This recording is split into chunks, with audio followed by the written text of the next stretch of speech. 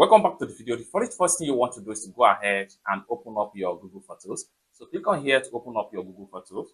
Having opened up your Google Photo, a message like this is going to pop up, most especially if you have not yet activated or link your Google account with your Google Photo. This is very much important as it allows you to back up all your photo from your gallery into your Gmail. So what you want to do right here, first thing first, make sure you turn on this.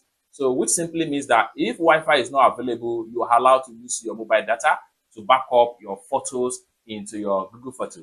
Next thing you want to do is to hit on confirm right here after you select your email account, and it takes you right here. So click on next right here. Organize your photo, click on next, click on done. Google Photo organizes your photo by face. Your photo are automatically grouped based on similar face. This helps you find photo of your loved one faster. So this help you to find photo of your loved ones faster and give you access to certain feature, face group and a label, etc.